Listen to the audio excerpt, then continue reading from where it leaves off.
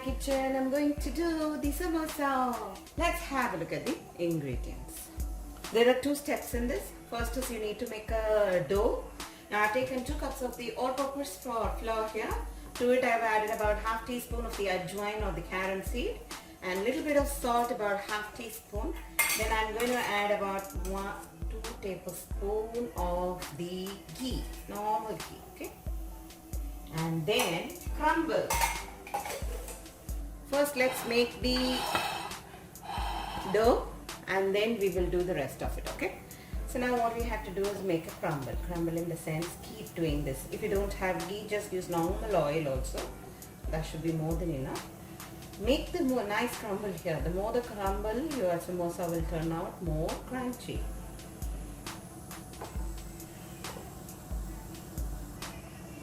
Going to add a little bit of water.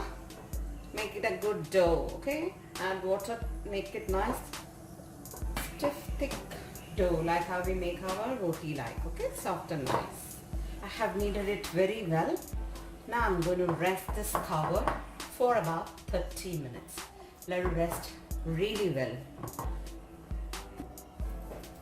I have 1 boiled potato here. I need some lime juice, about 1 tablespoon to half teaspoon depending on the sourness. Some coriander leaves. I have kept 2 garlic pieces, a piece of ginger finely chopped, 1 medium-sized onion which has to be finely chopped, 1 teaspoon of the cumin which is here kept. I have 2 green chilies which needs to be finely chopped. I will need some red chili flakes here and some turmeric powder, salt to taste, oil we will need some red chili powder and some coriander powder. I've kept a skillet here. To it I've added about 3 to 4 tablespoons of the oil. As the oil gets heated, the oil is hot here. I'm going to add in the cumin first, green chili, ginger, garlic. Mix it well. Let it give out the flavor.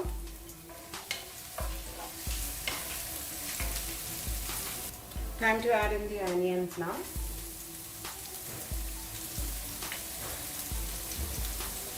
Fry it well. Turmeric powder.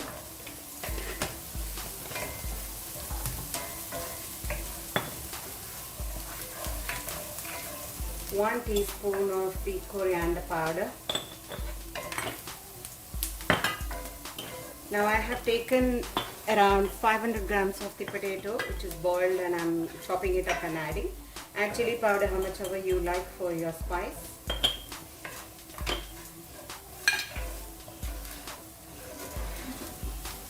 I have chopped the potato, I'm going to add it there. I'm going to add salt and keep mixing the potatoes so well that you can start making into pieces. If they are in big lumps, you can make it small pieces like. Keep the flame on low. Add the coriander leaves. Mix it well.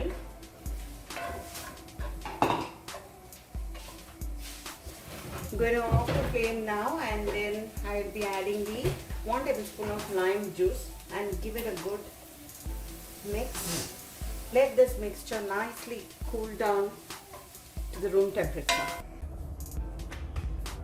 Add some flour there on the floor, okay, and don't make it circle-like. Preferably keep it little bit oval shaped, okay, not a perfect circle, okay, thin. I've cut it like this, okay. Now I'm going to cut this into half. Alright, keep it aside. I'm going to apply water onto this side here and then take the other side and I'm going to just press and just ensure that is stuck well like this by pressing it flat, okay.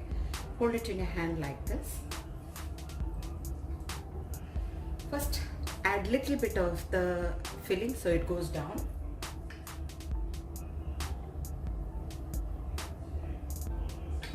Then fill 3/4 of your filling and you keep. And now you will see this side is little big like you will feel, okay. So what you do is just give it a pleat and hold it like that, okay? And then press it. Well, see? And give it a good shape on top, the cone. Like that, our samosa is ready. See? I'll show you another one. I'm going to put water and then make your cone perfect. Okay? Right? Take it in your hand. Just give the cone a nice press there so that it doesn't come out at all when you fill. And I'll put a little bit of the masala. See? Little only inside. Then I'll put little more for the out. Leave space enough for the folding to be done, because we have to see, you will feel this is little bigger like, so then you give it a pleat like, okay? And then hold all the sides, give it a fold. The samosa is it.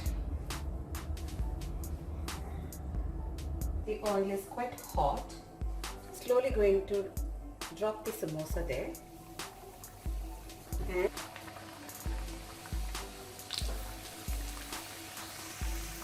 it's still on the low flame itself. I have not increased the flame. See, because it's still, that color has not come on this, right? So I'm just keeping it on low flame itself.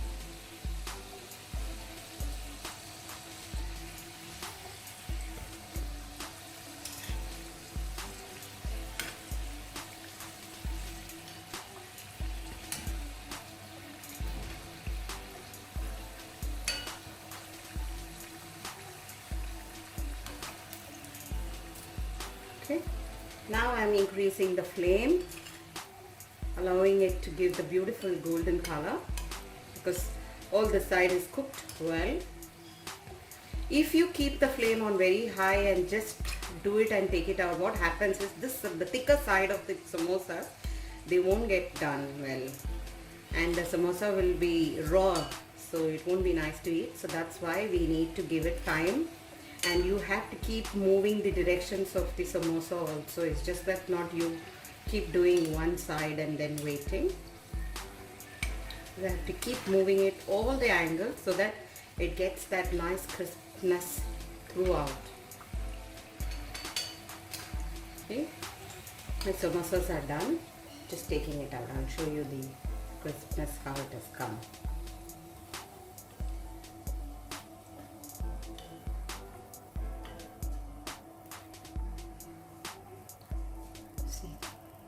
The samosas, they're so crisp.